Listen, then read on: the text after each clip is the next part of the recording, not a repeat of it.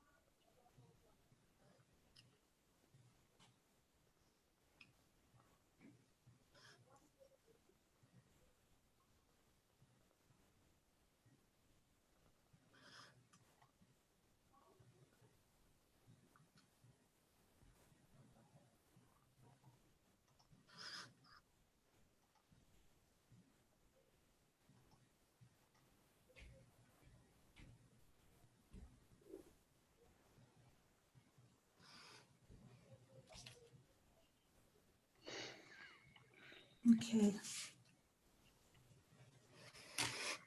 Hang on just a second. I've got to get some information written down here.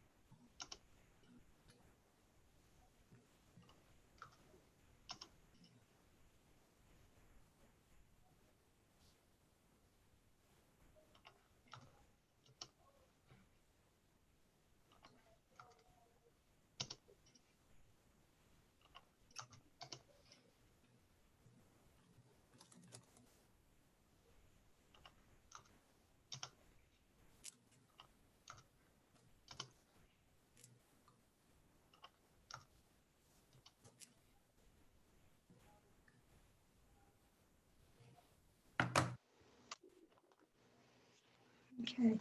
Thank you, Martin. No problem. Sorry about this, but I literally just found out I could make an appointment. Well, good.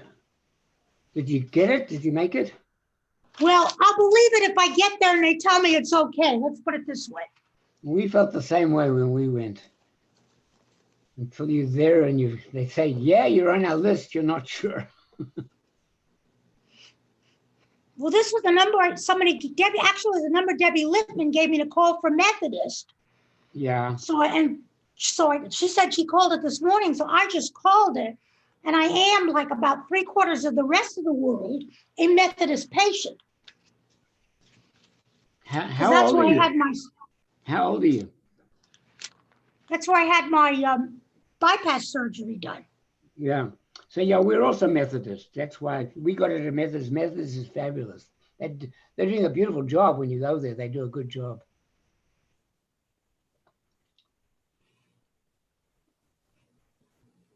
I just want to get it and get it over with, if you know what I mean. Well, yep, you betcha. I mean, this past week, Wednesday, I was socially distancing over at Rona's house. Yeah. Wednesday afternoon, I'm looking on my phone and I see this and it didn't really hit me until I got home what had been going on. Uh-huh. And the stories I've read from some of the Congress members, they're pretty sure that there was an intent to kill a few people. Look, make no mistakes about it. This was an attempted coup d'etat. Of course it was. Because he was thinking that he would prevent this vote from ever taking place, and therefore Biden would never be certified. We're talking about a coup d'etat attempt, right, Aaron? Unmute yourself, Aaron. Unmute yourself.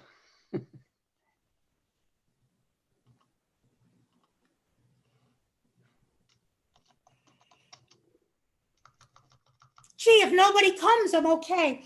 I'm unmuted. Now they're coming. Hi, Aaron. Hi, Suzanne. How you doing? Well, I was just telling Martin while I'm literally just made an appointment to get the vaccine February 2nd. Great. How about you? Marilyn and I have appointments on the 21st.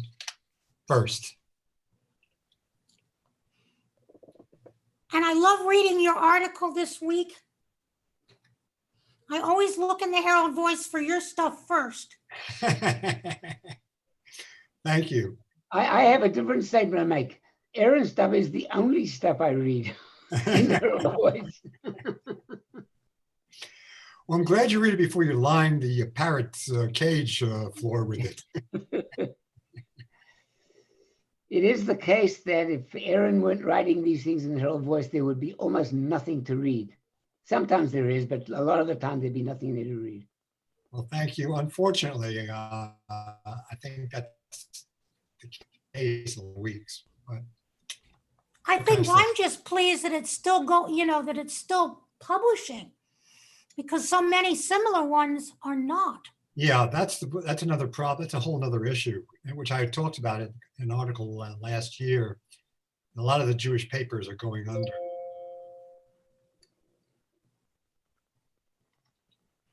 All I can say is I'm so glad that my parents are long since gone, particularly my mother. Why? Well, my mother was an unreconstructed Roosevelt Democrat. And to the end of her life, late in her life, when she found out he wasn't so perfect, it was hard for her to deal with. Yeah.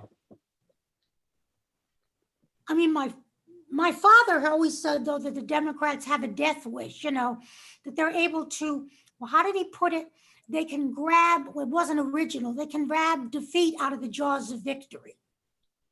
Yeah. Yeah, well, Well, the Republican Party's not doing too well right now. That's an understatement. What did you say? The Republicans are not doing too well right now. Yeah, I'm feeling really sorry for them. I'm not And feeling sorry our for them, beloved Cruz is trying to say, well, he just wanted to present something out there. No, you didn't. No, Cruz he thought he and Hawley and people like them thought they could exploit this situation to promote their own political careers. And I think it backfired on them. Yeah, certainly. That's entirely what he was doing. Of course it was. Why does he have any illusions? Does he think we're all stupid? Someone pointed out that he has the same, both he and Michelle Obama, I read this yesterday, went to Princeton as undergraduates and have their law degrees from Harvard. Hi, Peter. Yeah, what the last week has demonstrated, like this guy Hawley, Stanford undergraduate at Yale Law School. Apparently, you can have all that pedigree and still be an idiot. Doesn't mean any difference. Or you can be somebody like Biden, undergraduate at University of Delaware, law school, Syracuse University, a place where many people I know went to school. He's a human being, so there are other variables. This guy Hawley is really bad news. Hey, Peter. Hey, guys. And hey, Sue. Hi, Sue.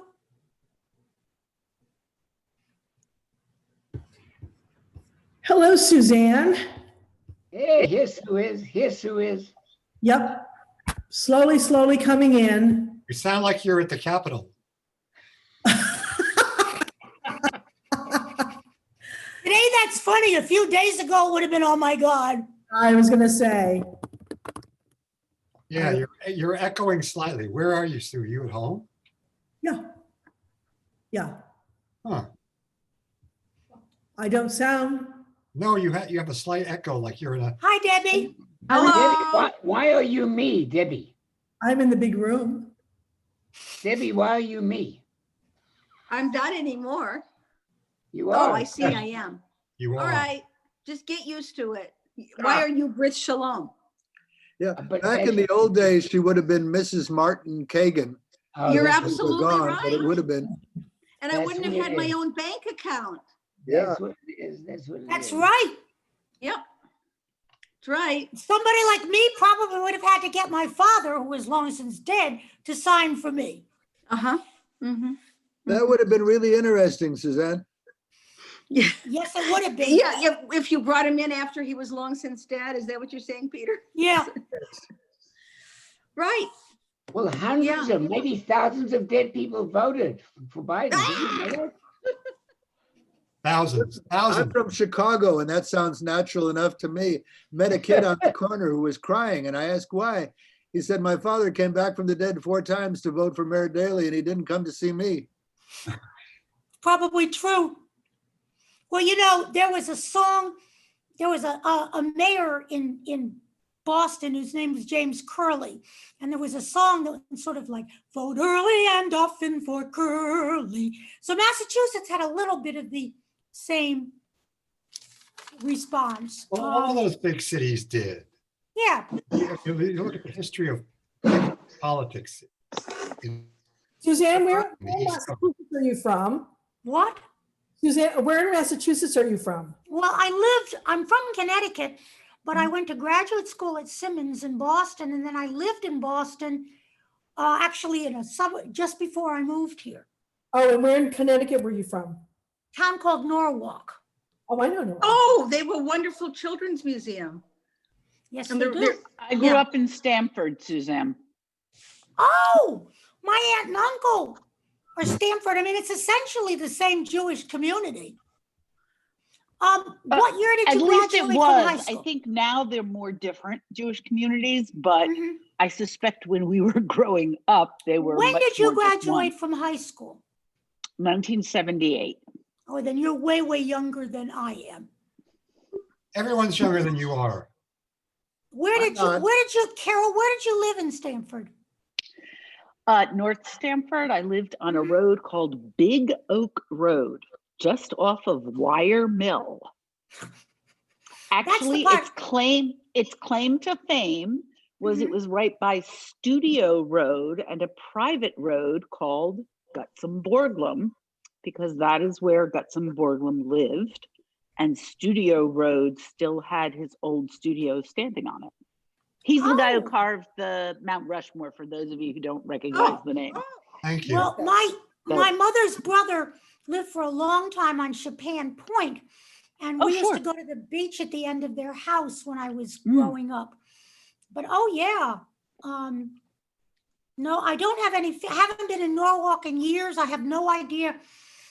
I used to go to the cemetery where my mother is buried when I had more reason to be there, but it's right off 95, so it was an easy on, easy off deal. If But I we're don't getting, know about you, but I'm a damn Yankee and proud of it, even after all the years I've lived here in Texas. Absolutely. Family in Bridgeport. It's another, I taught in Fairfield. I was actually also- fired and told maybe I could get a job where I didn't have to work with people, like be a librarian, but I did teach there. did you teach at Fairfield University, Peter? No, I taught at a high school there. Which It high turns out school? I was not cut out to be a high school teacher, at least not at the age No of one is cut 21. out naturally to be a high school teacher. why, we know a really excellent high school teacher. Well, that I'm was I'm talking sure about we do. Marcia. Yeah. Mhm. Oh, yeah. Yay. Hi, Marcia. Well, We're at 1:02. We'll give them another minute. Well, not that this is going to be terribly brilliant, believe me. but we're all brilliant and we'll all It contribute. will be scintillating. Well, that's why I like to do the last part, because then I can throw it open for discussion. I'm quite good at. I have family in New Haven. I know you do. But you know, I lived in New Haven for 13 years. I didn't know that. Oh, okay. Where did you I live? worked for the New Haven Public Library. Okay, right down there on in that downtown square. Mhm. That's I've very I was been- nice. I've also- been there. I was also at a branch that was on Chapel Street, but I worked, yeah, it's a Mhm. long I've time been ago. there. I took my grandson to play chess there. At the library. Mhm. I can't tell you how many years it's been since I've been there. Did you ever get Well, to see any I got shows bigger. before they opened on Broadway, Suzanne? No, that was before my time. Uh, But my mother, when we were living in, in Norwalk, she had a group of friends years before me. They saw all the big 1940s and 1950s musicals. They would go on a Saturday afternoon, it was about an hour by train. My mother couldn't sing a note, but she saw all of them. In New York, you mean? Mhm. Or you mean in, okay. In New York, yeah. Because where I grew up, it's only 40 miles from New York, and you know, we were more tuned, like we had 13 television stations back when most people only had 2. Wow.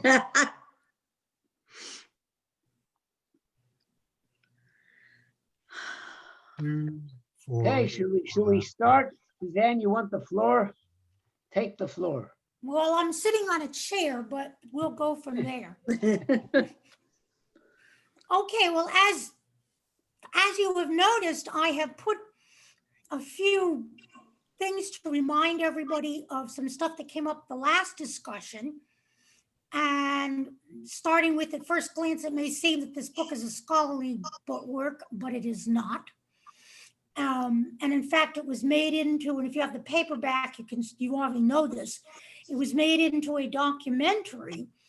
And I have not seen the documentary, but I have seen the trailer for it on Netflix. At first glance, the book may seem to be a history of the relationship between Jews and Catholics and the Catholic Church, but it is only partly that. And what I'm sort of going to concentrate on is number 3. It is a very personal story. And I mean to use the word story, written by a former priest who, after leaving the priesthood, became a fairly well-known writer, at least to people in my profession. The whole aspect of we know the aspect of the cross being the major thing. And at least if you do get to look at the trailer basically talks about the cross, not necessarily the way he talks about it in the book, but does talk about a cross. He saw crosses even in airplanes, which I thought was interesting. And indeed, the book is bookended by a discussion of finding a cross at Auschwitz in front of a home lived in by Carmelite nuns and what may have happened in the end. The time period that he covers in this last part of the book is certainly one that we're more familiar with, unless we are, as some of us are, history students. Starting with Bismarck, but really, really going into the time of the Second World War. And he concentrates on German Catholics. His family comes from that. And I'm going to start with a quote on page 522 that I think overrides the whole thing. And it says that the church's failure to denounce publicly or privately early Nazi violence aimed at Jews, a failure rooted in the church's own anti-Semitism and its own theology, was part of what allowed that violence to become genocidal. Crucial to its building to a point of no return was Hitler's discovery, late, of the political indifference of the democracy to the fate of the Jews, don't we know that, and his discovery early of the moral and religious indifference of Christians to that fate. Hold this in mind. I think what brought this to my mind more personal is while Carroll was studying to be a priest, he talks about a couple of his mentors who he later finds out were very much in support of the Nazis. And and then in his last chapter, he talks about, of course, when Judaism was no longer considered, anti-Semitic behavior by the church was no longer considered to be good. And he talks a great deal about John the 23rd and things later than that. And he seems to feel that, well, he bookends it by saying, yes, need to get rid of the cross at Auschwitz.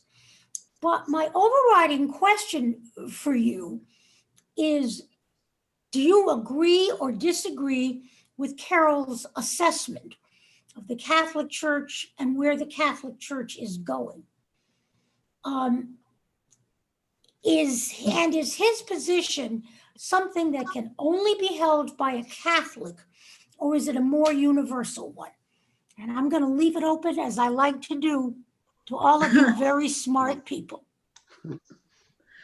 You know, the one thing that I was struck by in this ending portion was how the detail with which he went through all the places that he felt that the church had made the mistakes, and his comments that somehow they'd strayed from whatever Jesus's original message was. And I was left with this feeling of then what you're talking about is no longer the Catholic Church. I mean, if you're going to throw out all the portions of the gospel that you find objectionable, if you're going to throw out the decision about papal infallibility, if you're going to throw out, I mean, like at each step, if you're saying that's not a part of the true church, you're an evangelical side group. Do you know what I mean? You're not the Catholic Church. And he didn't seem to recognize that, to make any attempt to reconcile that. And it left me wondering why this was such a popular book. I felt like the ending was like there was nothing.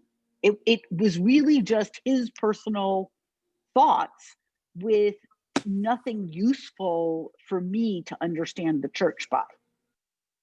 You are not the only person that's brought out things like this. And I think we did talk the first time about the going in and out between the personal and the non-personal. I mean, I think you need to bear in mind that he wrote some popular books, one with Prince of Peace, Mortal Friends, and Family Trade, starting in the late 70s. And as I said, as a librarian, I knew those were read as popular books, probably by many people who knew he had been a priest, but didn't perhaps have any reason to know his family's history. And that, I think, enters into it. But I think it's interesting that the only one of his books that was ever on the New York Times bestseller list was Constantine's Sword. So you have to think about that.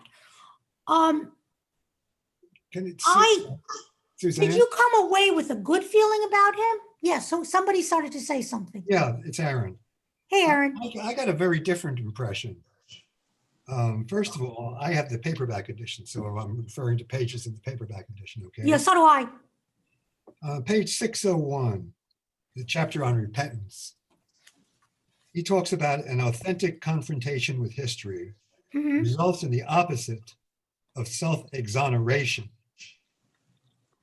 Then further down the next paragraph, simply put, repentance presumes change.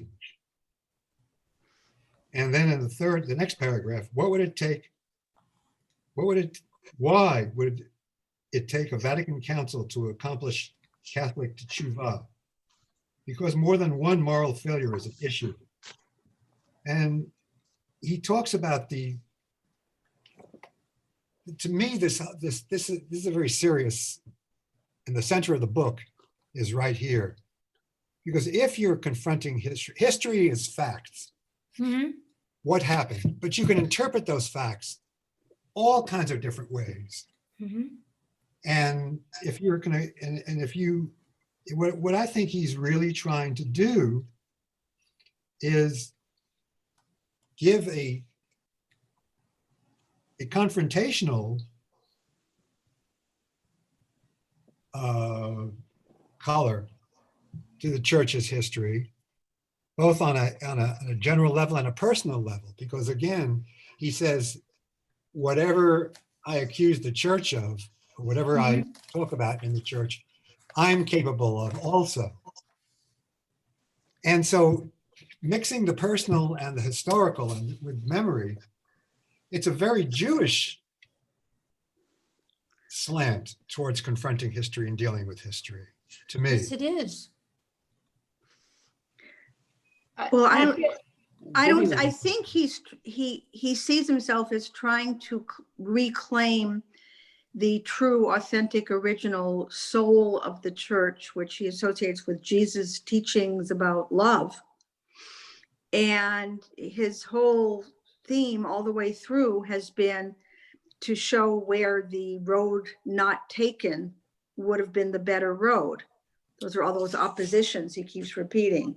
Yeah. And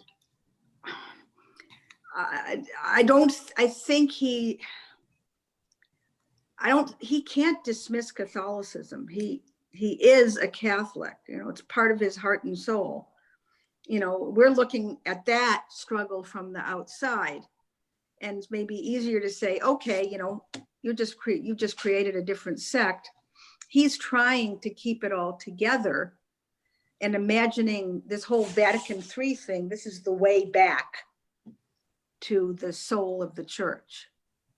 So he believes, I understand, I cannot fathom, frankly, why it is, other than perhaps the psychologists among us can explain this, why he feels so totally committed to to Catholicism, where the only Catholicism that he really feels strongly about is the Catholicism that, the first 200 years after Jesus. And that's the Catholicism that he views, as Debbie calls it, the authentic Catholicism. My view is completely different. To me, the Catholic Church is what the Catholic Church did, and the way it behaved, and the way it performed, and the way it historically evolved. That's the Catholic Church. And even in modern times, Vatican II is wonderful, but the very next Pope kind of didn't finish the job. He wasn't so comfortable with it. They kind of stopped progressing very far along that path and didn't go forward at nearly the same pace. So the point is, the church, with its very stodgy organizational structure and its difficulty in changing, which is not only evidenced by its attitude towards Jews, its attitude towards priests who have molested young kids. Women, They, also women. well, women, they move way too slowly. It'll take them 150 years to solve a problem that they need to solve now. There's no time to solve this problem of priests And molesting young kids. he didn't go into any of that in this book. Yes, he But it's the did. same He thing. went into the So women. they He are went what into- they have yes, done. he did. He did what? He did go into all that. In fact, his whole idea, the sort of superficial, the thing that Martin was talking about, the Vatican II, and then Paul VI undid it. And then they had this sort of superficial policy of repentance. Then he goes, then Okay, he talks I about see what you're saying, yeah.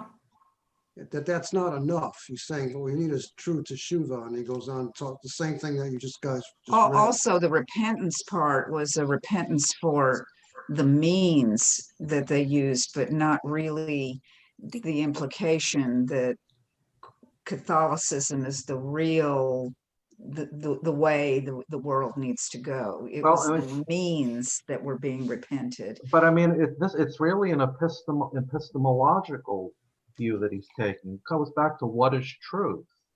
Mhm. That he goes back to the fact that, and we have these discussions in Judaism, Mhm. orthodoxy, versus conservative and reform views of the Torah. Exactly. What, Yep. Human perception is limited, it's faulty. So, he talks about that, and one of the things he takes aim after is the church's condemnation of pluralism, which seems to have become its successor to the communism and Americanism, democracy. And he ties it back into the fact that in the early church, basically all the members of that church had the freedom to experience their own spiritual truth through Christ, admittedly, but and he would point out that the Gospels each had a very different slant. Hmm. Before Constantine and the Council of Nicaea basically, said it's one way or the highway, which has been what the church has been ever since.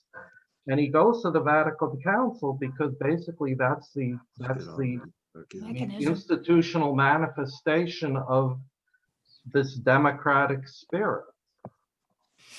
Huh? And he I wants to tried- put that power even there when- rather than with, We just need to maximize it now. Yeah, I Even didn't when we realize, sit, oh, sorry, go ahead. I didn't, the whole thing about the conflict between the church and modernity made me think of some of the political conflict we have now, like the new morality, godless socialists versus traditional church-going, these currents are very much alive. And, it was very enlightening to realize that there were people who thought that the Enlightenment and nation states and equality and democracy were threats. And I thought it was just fascinating the way he traced that development and why and how the Catholic Church set itself against democracy and pluralism. well, it's hard to be for democracy when you feel that yours is the only truth, quite frankly. Uh-huh. Yeah. It's very I hard. tried to find out, and I wasn't successful. Maybe I didn't delve as deeply as I could have, and I apologize for that. Why precisely he left the priesthood? He may have written about it somewhere, certainly not in this book. I think the Vietnam War was a catalyst, wasn't it, guys? It could very likely have been, yeah. But I'm just not clear about that. And I also found that when he talks about teshuvah in the context of the Catholic Church, did that kind of hit everybody as like, that's a way we've never thought of it. I don't remember what he say exactly. I don't know if I read that part carefully. 601. It's on 601. 601, yeah, thank you. Okay, hold please. Oh, please. Okay. I Well, have he's to get talking done. about it as a return. So I wonder if when he says return, does he mean return to the first 200 years? Man, he might, ultimately. He might mean that. Yeah. He sounds like he's using the Jewish word teshuvah, and I don't think I've ever heard that in non-Jewish circles. They're quite No, we have. no. That's what hit me. I'd never heard it in non-Jewish circles. It's enough of an issue. What does it actually mean in Jewish circles? Well, okay, but in his vocabulary, he's thinking of it as a return. And he's on 601 in the middle paragraph, he says that. Mhm. Well, it's accompanied, it's recurrent, for repentance accompanied by actual change. Right. So that will not recur again.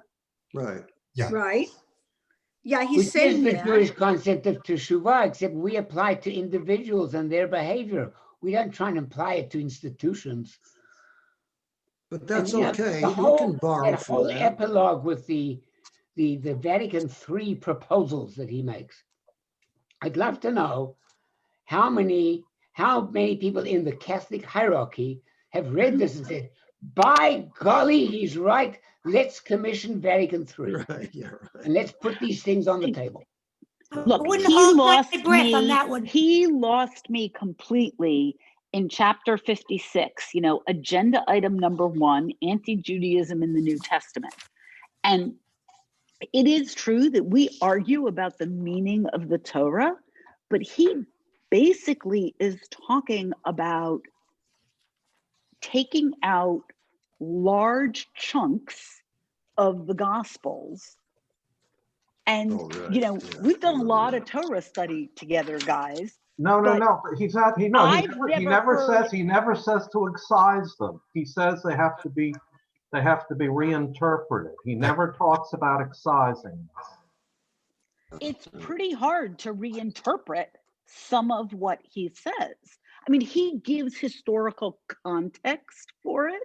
And I do think that the historical context makes it more understandable. It does, but what they But you can't reinterpret they killed God. but it's not. This is not. They don't view their scriptures as coming from God directly. This from people. So the last word is the church as to what it means. You have obviously not talked to the same Bible readers that I have. No, they weren't Many of them are not Catholic. Evangelicals, yes, but these are not evangelicals. These It's are Catholic. absolutely There's different. a profound. Evangelicals are profoundly true. different. That's what he That's said true. about sola scriptura, right? Except the word. he also wants the church to make Martin Luther not a heretic. I mean, that's also one of his things. And I'm like, like somebody else said, it's like the church is today where it is. If you Okay. undo these critical points, it's something, but it's not Catholicism. Yeah, Martin Luther not a heretic, but also a bunch of other people who were heretics who were more amenable to a more pluralistic kind of view. In other words, he wants more give and take in the Catholic Church, whether it's give and take we might like or give and take we don't like. But I think we that's have being to- a Methodist or a Unitarian. It's not being Catholic. But I think we also have to His understand. conception of what Catholicism should be. Yeah, you can't define Catholicism as rigid and unchangeable, then say anything which suggests change is not Catholic. And I think you also have to understand that hard as it is for us to, it's very difficult for us as Jews to look at this the same way he does. Consequently, if he were to look at some things that we would point out, it would be difficult for him because you bring your past, into everything. I just wonder how much, and this is going to sound a little tacky perhaps, but bear with me, how much contact has he had with Jews? I mean, given the fact that he's an author, I would suspect he's had a fair amount of contact, unlike some people who do not have any contact. That doesn't necessarily come up in here because he's looking at the Jews. Obviously, he has to look at it from the outside. And I'm going to read something. This is on page 547 of the paperback. And it is, what I did not know at the beginning of this exploration was that the church's attitude towards Jews is so central to everything. That also seemed a little odd. Well, not odd, but I hadn't really realized it. The Christian fantasy of the Jew, with its bipolarity, its association with images of revolution and of finance, its attachment to myths of wandering, exile, and expiation, all help shape the Western imagination. So this book is more than a chronicle of religion and has as much to say to non-religious readers as to Jews and Christians. Certainly more than Catholics have a stake in this story's past and future. And to me, it's sort of buried sort of halfway into the book. But to me, that's a very interesting comment that is very easy to miss. Well, Now, the if thing you read the acknowledgments, you'll see there's pretty extensive Jewish relationships and contact. Oh, I He know. also talks about what drew him to Heschel. And on 46 has a long time talk about Heschel and the war. Well, In the problem Vietnam. with his Jewish sources, he's got about 6 Jewish sources. And he quotes them, and he quotes them, and he quotes them, and he quotes them. He doesn't have a broad Jewish understanding. He has 5 or 6 really good ones, but that's it. That's his Jewish knowledge. That's one point I made. But the thing that strikes me is that the Catholic Church is an authoritarian structure. Mm-hmm. You have a pope who's kind of like a king. Nobody can cross him. So you could take something like No Vatican- pun intended. Oh, pun probably was intended, and it was a good one, Martin. Anyway, you can have a Vatican II supported by a particular pope, and the very next pope can decide, I'm going to downplay that stuff. Which has happened. Which is what Kind of like happened, a Hasidic rabbi, note the Like a yarmulke. precedent here. right? Whereas Who if said you want that? to contrast it with That was Judaism, Peter. Peter? Yeah, okay. Sounds like you want Peter. to contrast that with Judaism, there is no hierarchy in Judaism. There is no head of Judaism anywhere. That's why we argue with each other, because there isn't a central authority. What other religion besides Judaism could 2 Jews excommunicate each other? That's true. And it happens We're a lot different. metaphorically all the time. Obviously, there are particular parts of Judaism that may be authoritarian. So you say, you know what, I'm not going to be a Chassid anymore. I'm going to be a Satmar instead. I'm going to do something else. But we're fundamentally non-hierarchical authoritarian, and therefore, lots of opinions exist simultaneously. And Catholicism, I think what American Catholics do when the church goes completely Off the rails. completely different from what they believe, is they kind of look the other way and just ignore that part. For instance, on contraception. I mean, a vast number of American Catholics practice contraception. They know it's against the church teaching, and they do it anyway. That's But why the they're church not a doesn't master change it. number. Yeah, the church doesn't change its view on this. They just decide to ignore it. So they're, as my friend Dick Schmidt says, I'm a lapsed Catholic. I saw this sort of as a memoir of his teshuvah for being a Mhm. Nice. Very well put. And I think that there is a point to be made that that the institution itself, while he would want that, while we might want the Catholic Church to do its teshuvah from this, I understand that can't happen, but I think that this is his way of trying to reconcile all of the misinformation or the propaganda or other things that have driven his life as a Catholic, and he's trying to expiate himself from it a bit. And to Marcia's point also from this, one of the reasons he got out of the ministry was because of the Berrigan brothers. Yes, yes. That makes a great deal of sense. Mhm. Because It makes a great deal of sense. I don't remember that part. That was a period where there were a lot of Catholic priests and nuns who left because of the Berrigan. Right. I had forgotten about them, but that definitely makes a lot of sense.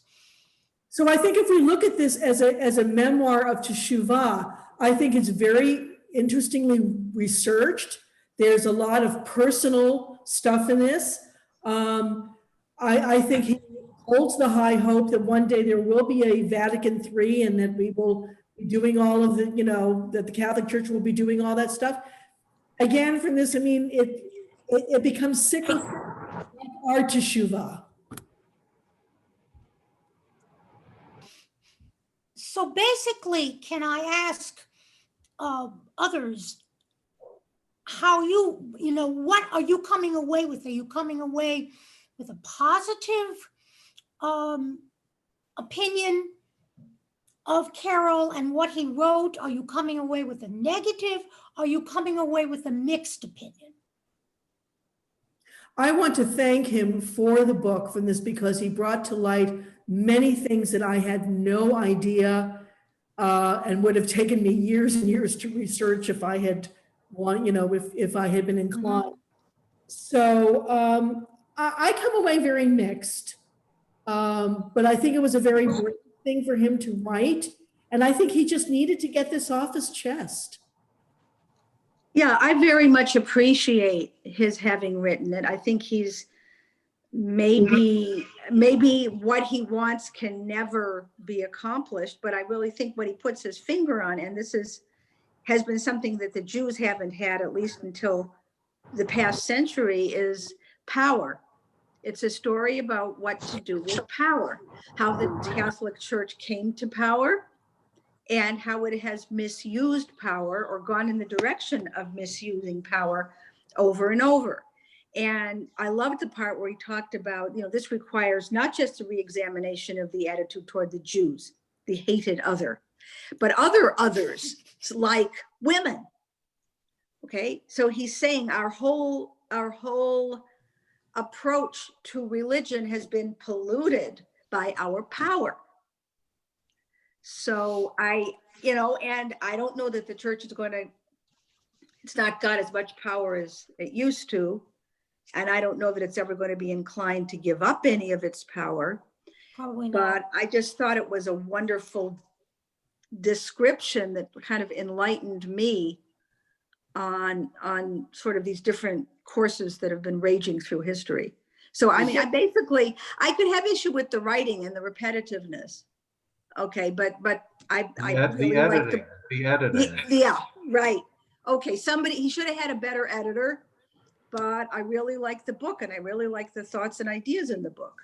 Well, I mean, the story tells us to interject this, is that the whole book is about the events that led to the church becoming powerful. I mean, the Constantine episode with the Council of Nicaea was a mechanism for establishing power, saving what remained of the Roman Empire by using Catholicism as a tool, Christianity as a tool to establish power over the empire. So it's always been about power. And I personally think that this book had to have been written by somebody like Carroll, who writes popular history, and I think and also has written novels. It had to have been written by somebody who has experience and skill in writing what are my professionals called, popular material. I mean, I certainly couldn't have sat down, at first glance, I said it may seem that the book is a scholarly work, but it is not. And I personally am glad that it is not. I talked to somebody who sometimes comes to, I'm not going to say who it is, who absolutely did not want to read the book. I'm not exactly sure why, but it was a question of, I can't read that. And I'd like to find out from this individual, because I'm getting very, very positive things from people here. And I don't recall that our first discussion was as much positive attitude. Am I wrong, or am I? Well, I'm just going to chime in on a little bit of the negative. I agree with everything everybody said about the ideas and what we learned about the church's use of power in history. And if I graded him, still the teacher in me, on the ideas, I would give him an A. But if I'm also grading on writing style, this was a slog, a real slog for me. And as I told Debbie a few days ago, I said I had to go back into all of the tools I learned in elementary school about diagramming sentences to track down where is the subject, and here is the predicate, and there's the nominative. Be a great exercise for kids to do, to actually diagram his sentences. They don't do that anymore, unfortunately. I wish they would, but anyway, that drove me nuts, and I got so bogged down. So I don't know if that was in this person's mind in terms of writing style. I would go for this particular thing. I thought, man, but I have read a little bit of his popular articles in the Atlantic, and it's a whole different writing style. But this was so ponderous for me. So I would say for me, the book was a mixed bag. A, on the things I learned, but for me personally, I think I would have learned more had he gotten a little bit more to the point. Yeah, Do you have any idea, Marshall, why that might be the case? Are you talking about my problem or his writing style? I'm not sure. His writing style, because you were very clear and said what you've read in his articles, the writing style is a little simpler or clearer. Yeah. So do you have any sense why this I'm might betting be the case? he had a different editor if the other things he wrote were considered fiction. Well, this he did wasn't both fiction fiction I read, and it was nonfiction. And also when he, in that terrific video that Sue sent us, when he gave his speech, it was totally cogent, to the point, and highly articulate. But this was a difficult slog. Yeah. No, he's a very articulate person. In so many ways. I wonder if it was as hard for Carol to write as it was impossible for Suzanne's acquaintance to read, because that may be another underlying factor. But I think Sue's got this right in the sense that this is his personal tshuva. Mm-hmm. And he tries to bolster the legitimacy of his tshuva by quoting 5 or 6 key Jewish sources. It's not scholarly in the sense that he's not comprehensive in his understanding of Judaism. He hasn't read enough about Judaism. Secondary sources. It's all secondary sources. And he doesn't know Judaism that well. But those are the sources that happen to influence his thinking, and that's what he records. So it's a personal book, not a research book. Yeah, but I do But think it's interesting because the part about the Catholic Church is extremely well researched. Well, he grew and up just with like that. Sue He grew said, up in that. no, I grew up in understand, that. but he quotes a lot of original research and resources. And like Sue, I learned things that I knew bits and pieces of, he put in context. And I definitely learned a lot from this book.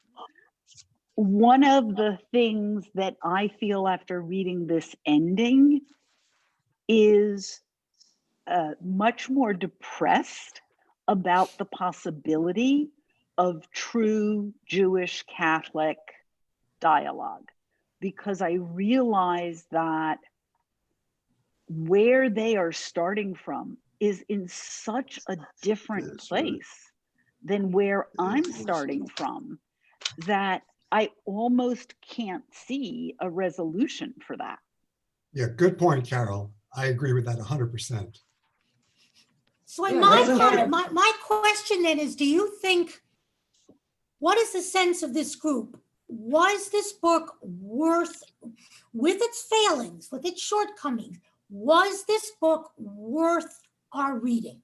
Yes, I mean, I agree with Yes. both Debbie and Sue, Yeah, that it was definitely worth it. It's hard, very hard to read, as Marcia said. There's some really obtuse sentences in there that just go on forever.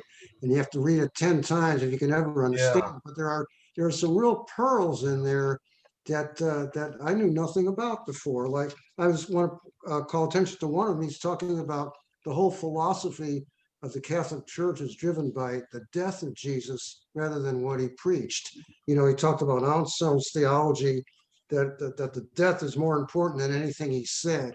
And he's touched Exactly. on this theme more than once.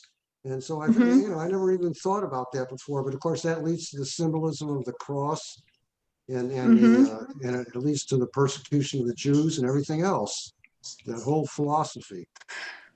Look, Do you there's think another, this book could have been written by someone who had not been a Catholic clergy person? no, I think that was absolutely essential to the book's creation. I can't imagine it being created by anyone for whom Catholicism wasn't a central part of their existence. I agree with you. the other point that's really important, which he says on page 613. There is no recovery from the past without a commitment for the future. And I've been thinking a lot about that in this last couple of, especially these last couple of weeks, what's been going on in this country. And the whole thing about, I've been doing a lot of reading of what happened after the Civil War in Oh, our country. yep.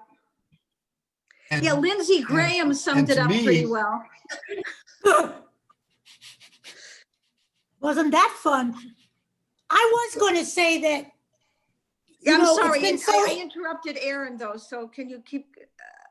And I Aaron? interrupted you, so I'll shut up. Well, okay, I didn't say that much, but Restored Aaron? interruptions. Aaron, go ahead. Yeah, there is no recovery from the past without a commitment for the future.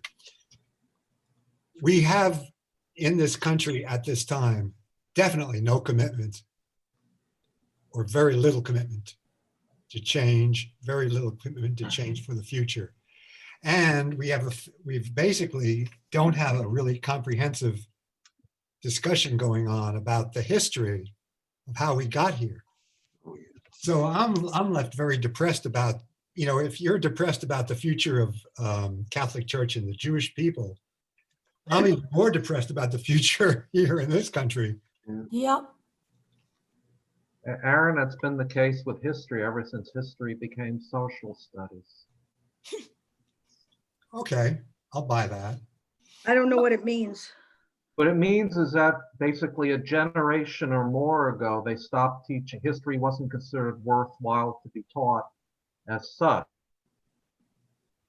So what used to be history being social studies, and the historical perspective was basically removed from the education of kids Unfortunately, in I agree America with you. anyway. So social studies is like current events more? It's like Current how things- events, more of like a political science, how things, like a technocratic kind of how things work. how a bill becomes a law.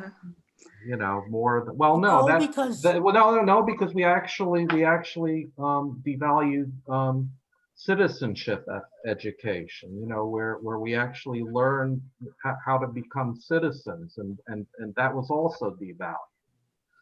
But you know, when the focus has become all on what's happening now, then Okay.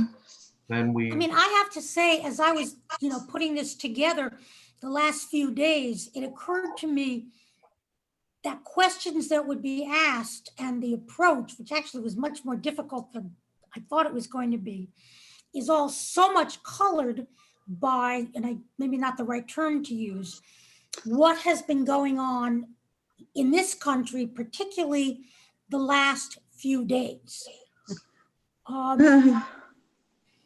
Let's Well, leave it at that, I think. But the question of democracy versus autocracies, I think, is very important because Exactly. we acknowledge, we understand the fact that the church is an autocratic institution, has incredible power around the world. It still does. And we all understand that the Pope is an incredibly important force in the world. Sometimes positive and sometimes not so positive, and sometimes negative, as he clearly was during the Second World War, not a positive force. And so when the Pope showed up in Israel and put a note in the crack in the Western Wall, we all swooned over that, right? Why did we all swoon over that? Because one religious leader for a religion that we don't believe in stuck a piece of paper in our wall, and we swooned because we understand that we might not like them. We might not like what they've done to us for a couple thousand years, but they're terribly important anyway. That church is terribly important. No, anyway. but I mean, but it means that there's still validity to our temple. The temple was not replaced by Jesus. But I'm not sure that most Christians or Catholics understood that the Pope was now repealing succession. But that was the beauty of what Carol did. He explained that to me in a way that I didn't understand. So Yeah, he had expounded on it. But all the millions and tens of millions and hundreds of millions of Catholics down the road, I'm going to read Carol's book and say, we got it wrong. Christianity is not superstition. I mean, look, Matthias Henry also in his book, Mind the Gap, tries to say the same thing. If you look at the history and how things evolved, Christianity did not replace Judaism. That's Matthias's view. That may be Carol's view. But how many devoted Christians have that view? Very few, I would think. Not too many. Yeah, very few. But if you're going to have an interfaith discussion, an interfaith dialogue, what I would want before the dialogue is to have that, especially if they were Roman Catholic. This is specifically, basically, this book was for Roman Catholics. Right. I would want them to be familiar with the book. And I would suggest that they would read parts of the book before I wanted to engage in a dialogue. Because without that, what are we talking about? Where are we coming from? What are we talking about as far as the future?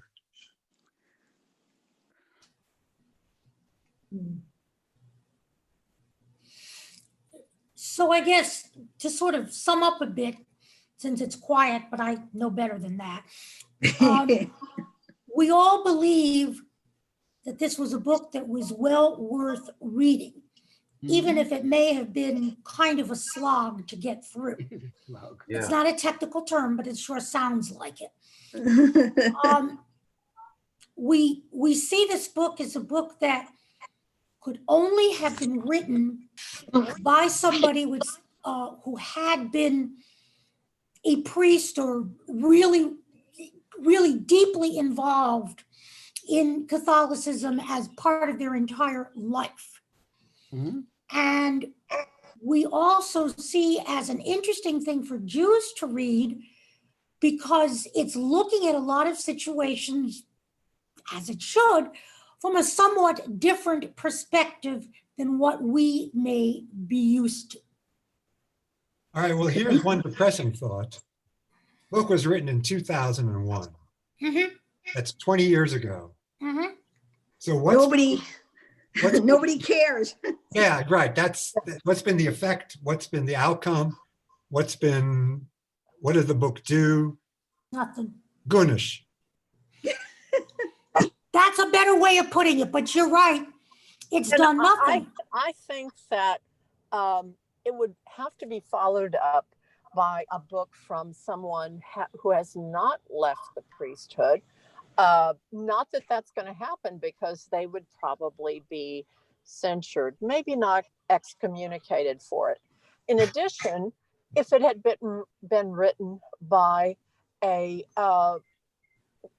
woman who has been a sister, a nun for a long time, I don't think that would have really been paid attention to, even less, let me say, even less than Carol's book, because he was a priest and she was only a nun.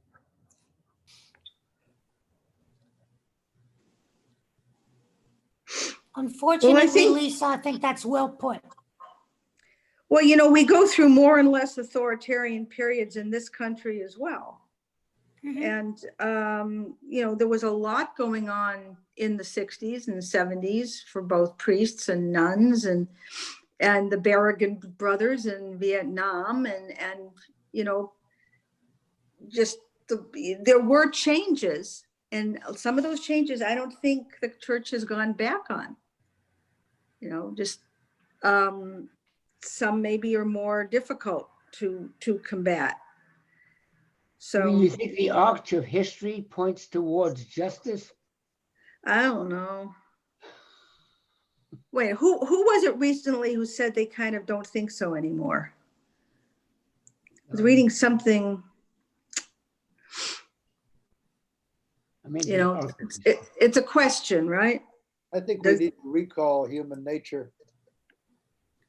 well, I mean, and the other thing that strikes me is that we are, as Jews, we're much better off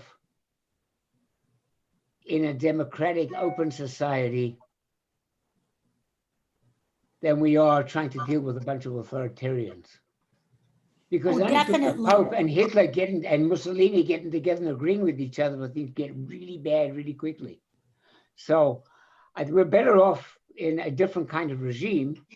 And I think that's why we're bothered so much when this country takes a turn towards an authoritarian view of the world.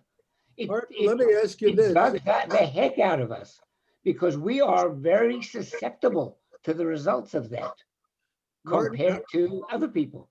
Are we, I mean, what about Orthodox Judaism? It seems to me that, you know, where women can't get a get, where people are excommunicated, where you got one guy deciding whether you're a Jew or not. I think we got our own, you know, I mean, to me, it's built into nature. If you, to some extent, there are some people who, if they can get the power, will use it. Well, I think that's a common complaint in the state of Israel.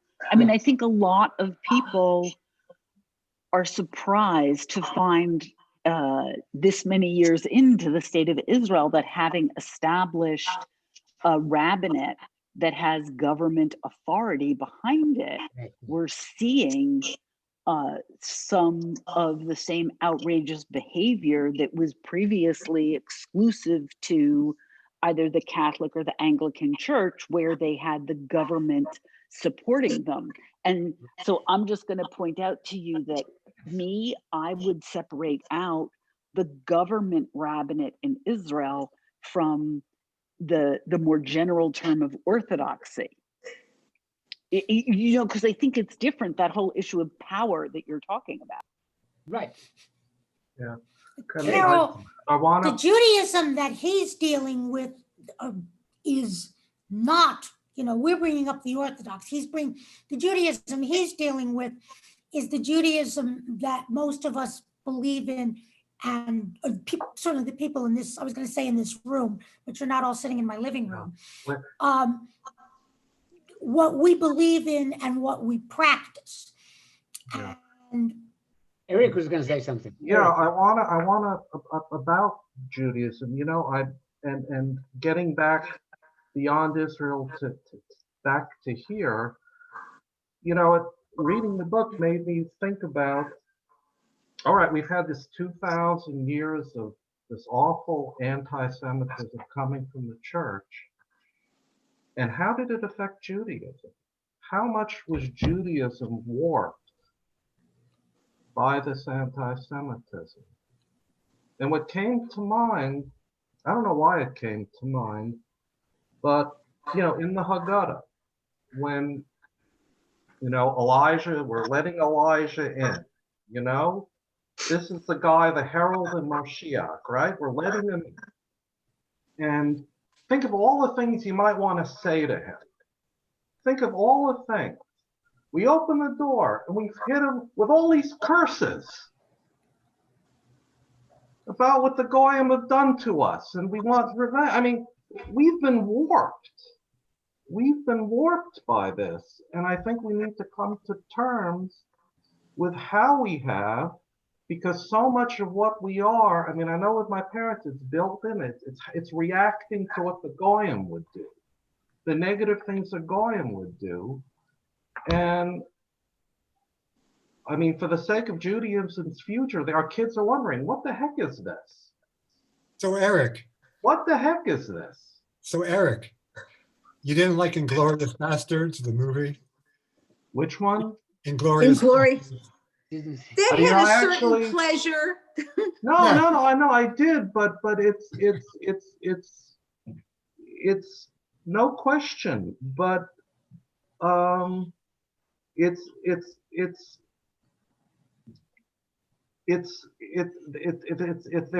there's a time marker on it.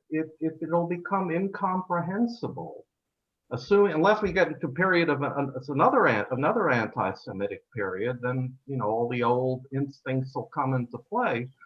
But if it doesn't, then we're going to have the younger generation of Jews scratching their heads, going, "What is this? What's, you know, this is what we're geared around. This is the pole. This is what we're centered on. Besides this, what is there? Besides that, You don't think we're going through that now? what's that?" You don't think that as American Jews, we're not going through that now? Well, I think we are, but I think we really, we need to go through, the church we want the church to go through its reckoning. I mean, for our own future, we need to go through our reckoning about how we've reacted to it, what it's done to us.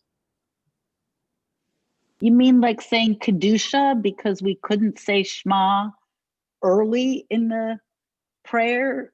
We had to add it later on because that's when the government ministers in Spain left. If you ever read the Sim Shalom's explanations of some of the things we do, it makes me wonder, you know, how much, like you said, all of this history is just embedded in everything we do. I mean, we've become, we are in our essence, so much of us is reactive. Yeah, because You know, we're reacting. We're not, you know, and I mean, we're working on it. I mean, I agree with Sue. You know, this is not, but I think it's you know, reading this book has kind of, you know, made me focus in on that.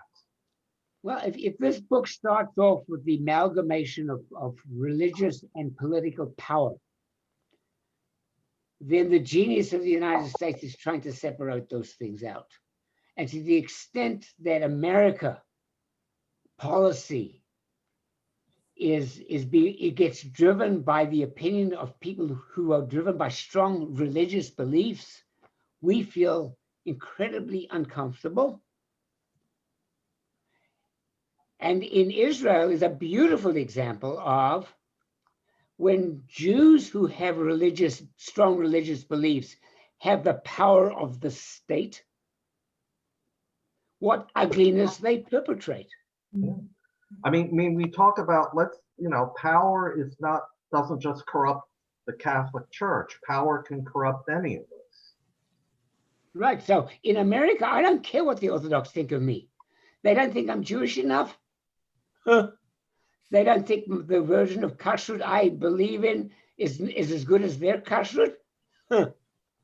But if I'm in Israel and they won't let me get married, or as in the recent Facebook posts that Debbie showed me, there was a former South African who'd been a doctor in Houston, whose name is Katz, which you may know means Kohen Tzaddik, righteous priest, who has been struggling for years in Israel to get them to recognize that she's Jewish so she can get Israeli citizenship under the law of return, even though her name is a Jewish name.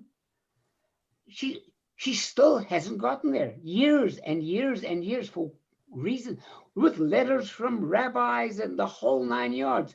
For some reason, they got it in for her, and they won't let her become a citizen because they won't recognize her as Jewish. And it's appalling what people who have passionate belief do when they get political power and can use that to dominate other people. I mean, that's one of the lessons of the Catholic, the story of Catholicism. And I think to the extent that we see parts of that in this country or other places, beware.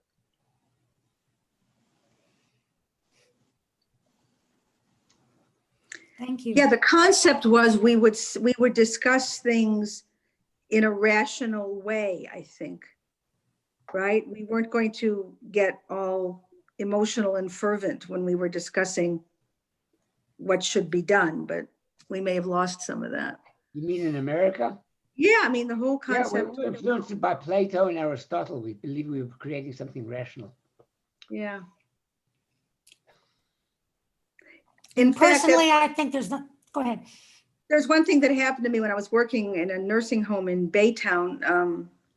A difficult place to work, but at one point, this woman I worked with, but she was not in that institution, but I was talking about my problems with it. She said, Debbie, the problem with you is you actually think that people can sit down and have a reasonable discussion and decide on a course of action.